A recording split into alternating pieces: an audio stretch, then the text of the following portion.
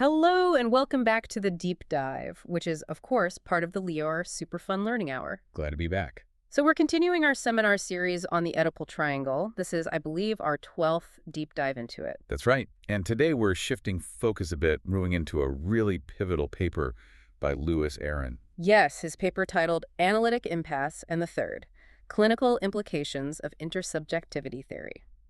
And our goal today, as always, is to really reconstruct the author's logic, piece by piece.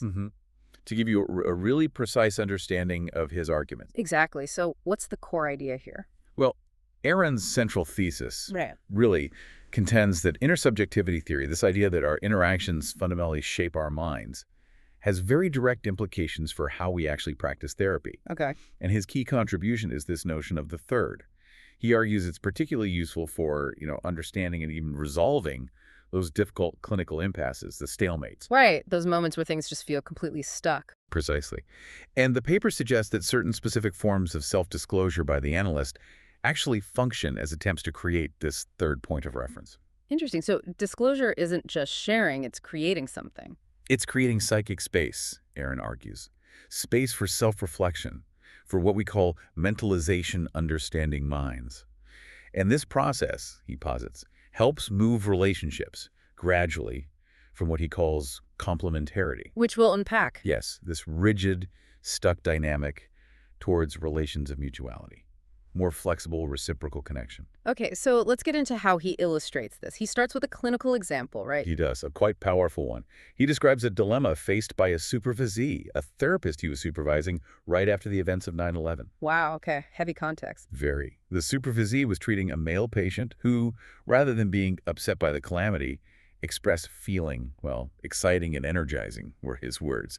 He seemed to be enjoying the prospect of war. That's jarring. How did the therapist react? Well, the supervisee experienced this private horror, Hmm. at what she perceived as the patient's callousness. She found it incredibly difficult to maintain an authentic, empathic stance. Understandable. She'd probably identified with the victims, the rescuers. Exactly. And Aron, acting as the supervisor here, had the advantage of being outside that immediate, intense emotional field. Outside the countertransference enactment, as we'd say. Right, that tangle of unconscious feelings flying back and forth between patient and therapist. The supervisor has distance. And that distance allowed Aron to help the supervisee understand the patient's reactions differently. He connected them to the patient's known inner world, which was quite chaotic, filled with violent, sadomasochistic imagery. Ah, so not just callousness, but maybe something else. Possibly. It suggested the patient might have felt a kind of grim relief seeing this violence externalized, happening out there in the world instead of just inside his own mind. That makes a difficult kind of sense. So the challenge wasn't just the patient's words, but the therapist's reaction, too. Yes, Aron highlights the challenge. How do you respond with genuine empathy, or even feigned empathy, when the patient is essentially barraging you with aggression? Right. And the discussion then moved to how the supervisee's strong identification with victims and rescuers might have actually locked the patient into a reciprocal identification. How so? Well, if she's the victim rescuer, perhaps he's implicitly pushed into identifying with the powerful figures, the aggressors in this case, maybe even the terrorists in some unconscious way. Wow. So they get locked into roles. Exactly. Yeah. Aron brings in Davies' observation here regarding coercive projective power. It's where the patient and analyst become defined by the other's position. It's very close, Aron notes, to Jessica Benjamin's concept of complementarity. Coercive power. Like you're forced into that opposing role. Now, the initial supervisory discussion did help the supervisee start to find a way back to genuine empathy. But Aron points out something crucial. What's that? Confronting the patient's indifference directly, while it might have felt authentic for the supervisee, would likely have just obscured her underlying care and affection for him. So authenticity isn't always confrontation. Not necessarily. The supervisor's role, as Aron describes it, was more like nudging the analyst's relational compass, helping her see more possibilities for identification, more positions she could take. Which then opens up new possibilities for the patient, too. Exactly. New roles for the patient within that analytic diet, because the supervisee was caught in this complementarity. Right, that back and forth you mentioned. Yeah, oscillated between outrage and this compensatory, almost exaggerated empathy. feeling either like she'd be obliterated by him or she might annihilate him if she reacted authentically with her anger. That sounds exhausting, that do-or-done-to relationship. It is. And Aaron connects this dynamic to how psychoanalysis understands primal scene conflicts, witnessing something traumatic, often parental intimacy or conflict, and rigidly identifying with one person involved while disidentifying with the other. And he brings in Britain here, too. Yes, Britton's concept of triangular space, how a child manages that primal scene, oscillating between feeling like an excluded observer and then feeling like an active participant in a pair while someone else is excluded. It's about managing being part of a three-person dynamic. Aaron clarifies, though, while he and Benjamin had talked about pre-Oedipal triangulation, the actual Oedipal stage brings significant transformations for our ability to reflect on ourselves. But the capacity for threeness might start earlier. It seems so. He mentions the Lausanne group's work investigating threesome intersubjectivity in infancy. They distinguished triadic from triangular interactions and found evidence of triangular capacity surprisingly early, maybe 3-4 months old. Wow, that early. Yeah. But the key clinical point Aaron keeps returning to is this recapitulation of complementarity. Dyads, pairs get stuck in these relations defined by splitting polarities, do or done to, sadist, masochist, victim, victimizer. And each person's position reinforces the others. Exactly. It entrenches it. And just swapping roles, okay, now I'm the victim, you're the aggressor, doesn't change the underlying rigid structure. It's the same dynamic, just flipped. Precisely. In the 9/11 example, the analyst was locked into feeling victimized, rationalizing it by thinking she had to empathize. But that just built resentment, tempting her to attack in return, a simple reversal, not a resolution. Okay, so this is where the metaphors come in handy, right? To visualize this stuckness. Yes, Aaron uses some wonderfully simple mathematical and geometric ideas. He talks about complementarity as a structure. Best thought of, he suggests, as a straight line. Just two opposite endpoints. Crucially, there's no lateral space, no room to move sideways. So you can only go forward or backward. Or just reverse the poles entirely. Yeah.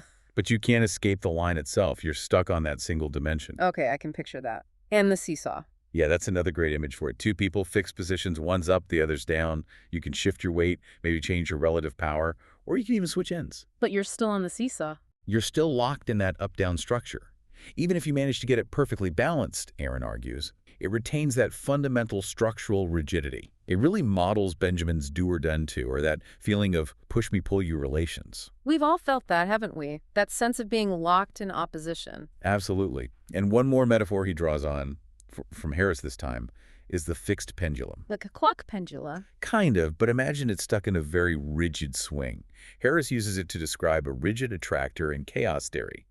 It just captures that feeling of therapeutic impasse, that reversible complementarity, just back and forth, back and forth. Lacking all flexibility. Exactly. No room for the kind of dynamic movement needed for a relationship between two autonomous individuals who can mutually recognize each other. So if we're stuck on the line or the seesaw or the pendulum, how do we get off? How do we move from complementarity to something more, well, spacious? That's the million-dollar question. It involves opening up psychic space, and as you said, a line has no space. But a triangle does. Exactly.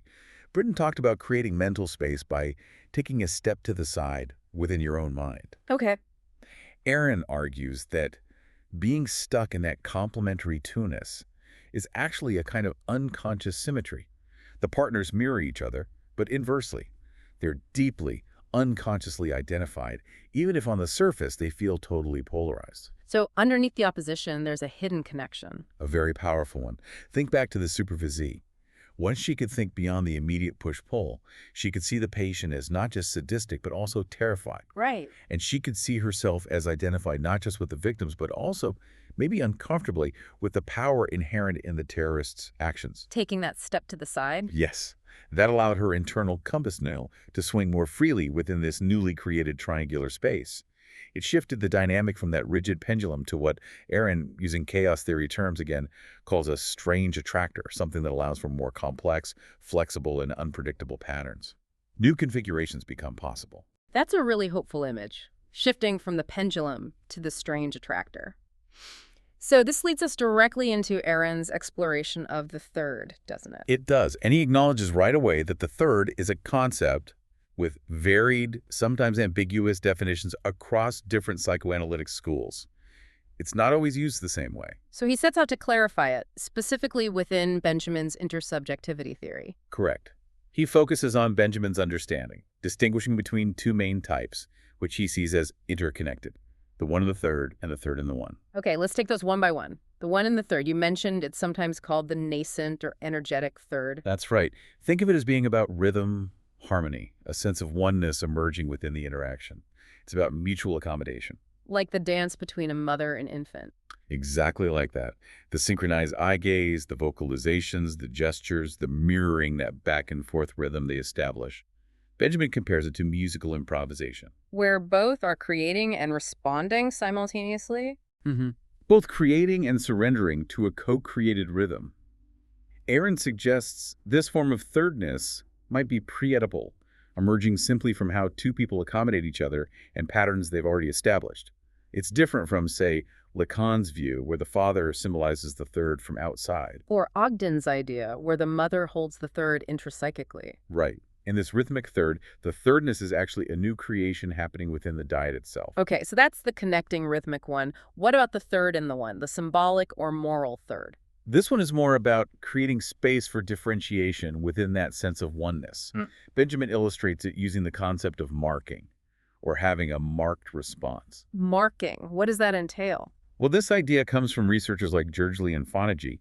They observe that when a parent mirrors an infant's feeling, it's never a perfect identical copy. It can't be, really. Right. The parent subtly marks the response. Maybe they exaggerate an aspect slightly or change the tone. This marking signals something important. I see your feeling, I'm reflecting it, but it's your feeling, not mine right now. Ah, it creates a little bit of separation. Exactly. That slight difference allows the infant to decouple the emotion from the parent, to see it as their own internal state, to begin to own it. Can you give an example? Sure. Aron uses the example of a child falling and bruising their knee. The mother might say, "Oh, poor knee," with exaggerated, maybe slightly playful tone. Okay. That conveys empathy, definitely. But the marked quality, the exaggeration, also signals separation. It says, "I'm with you in this, but I'm not falling apart like you might be feeling right now." It's that quality of nearly like me, but clearly not identical to me. And that helps the child differentiate. Yes. Aron sees this as a dyadic thing. The mirroring, plus its marked component, functions as a differentiating third point right there in the interaction. So the third here isn't a person, it's the structure of the interaction. Kind of. You have 3 points. The child's immediate raw response, the mother's identifying response, the mirroring part, and the mother's more contained, adult, differentiated response, the marked part. Aron and Benjamin called this an incipient third. And this fosters mentalization, thinking about feelings. And affect regulation, yes, Okay. all happening within the dyad without needing a literal third person. It's quite different from views that see the mother as just a unified mirror. Here, she's subtly split, showing both identification and difference. Okay, so wrapping up this part. The one in the third is about rhythm and connection. The third in the one is about markedness and differentiation. And they're interconnected, both present in early relationships, developing further later on. And crucially for Aron, this idea of thirdness doesn't depend solely on the Oedipus complex. It's more fundamental. Which leads us straight into the clinical implications. How does this theory of the third change how therapists work? Well, Aron frames thirdness as not just about relationships, but as a relational theory of symbolization itself, and even a theory of thinking that goes beyond the idea of an isolated mind. Okay. And the link to self-disclosure. This is where Aron makes a strong claim. He argues that certain kinds of analyst self-disclosure are not only legitimate, but sometimes clinically necessary as attempts to create thirdness. How does that work? By disclosing aspects of their own inner process, and here's the key part, particularly in inner conflict or a self-disagreement, the analyst is essentially performing a dialogue with themselves in the patient's presence. Like thinking out loud about their own internal debate. Exactly. I'm feeling pulled in 2 directions here. Or, part of me feels X, but another part feels Y. This introduces that third element into the dyad. And that disrupts the stuckness. These disclosures can act like those strange attractors. They disrupt the single-line stuckness, the pendulum swing, and create psychic space for both patient and analyst to become more aware, more reflective, to mentalize better. This sounds quite different from some traditional views. It is.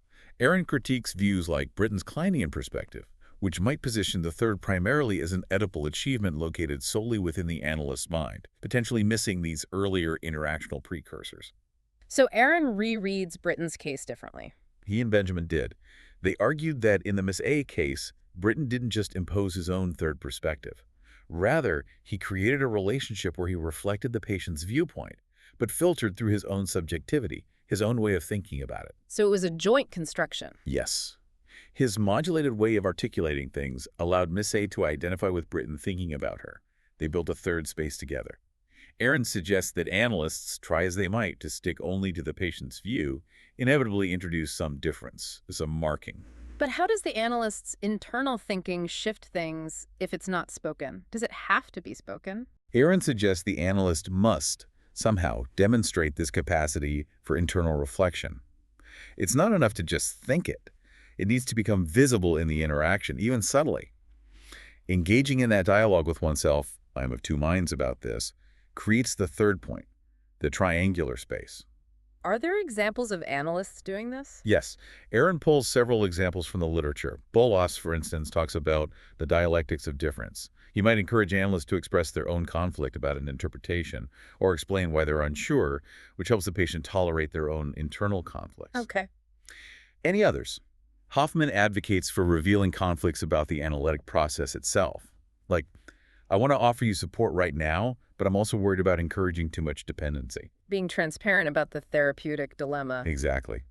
Bach emphasizes letting patients see the analyst's mind at work, particularly dealing with doubt or ambiguity, holding two conflicting ideas at once. This builds trust and a sense of shared effort. And a McLaughlin. McLaughlin resolved an impasse with a patient, Mr. F., by disclosing his own conflict. The quandary of my wish to urge him to do the sensible thing, countered by my concern for his need for autonomy.